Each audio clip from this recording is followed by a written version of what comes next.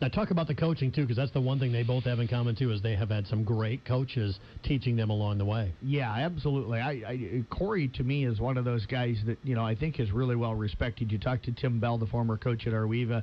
You talk to the guys down at Audubon. You talk to Matt Wilkin, that's currently over at Arweva, and Cole Corson over at Glidden. I mean, they all talk about how this guy gets his teams prepared. He always has a great game plan put together. He always has something that you're going to have to coach against, and that really says a lot. Plus, he's that guy that's willing to be in the gym all summer long with Ben, making sure he's getting his shots up and helping him out and working with him to become the player that he is. And then you look up north, you got to give Dave Burks a lot of credit. Eric Francis has had Maddie now the last 2 years and has done a tremendous job with that program over the last 2 years.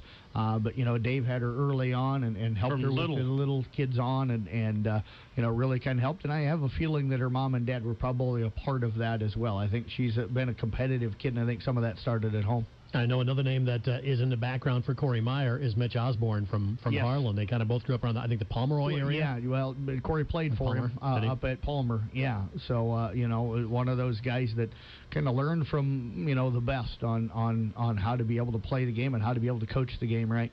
And of course, Carroll High's coach also has that connection to Randy Beeson. Yes, he does. There's a lot of connections going on. You look at the Mitch Osborne tree.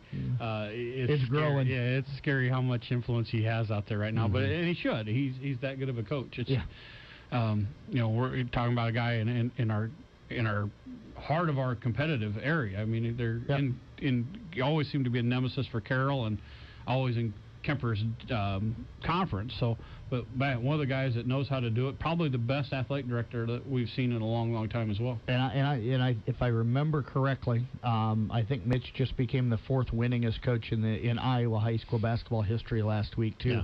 I did see some tweets about that. I think I'm drawing a blank on the guy's name, but he passed the guy that was a longtime coach and very successful up at Western Christian with all those state titles for all those years. So, but what a Heckle and Hyde situation. I mean, you see him.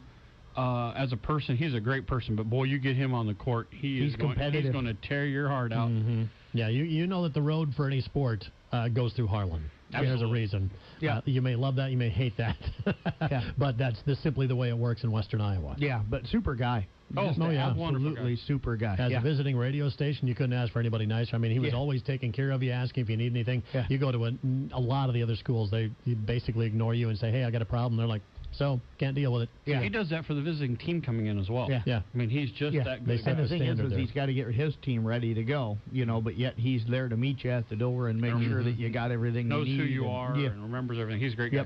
All right, so...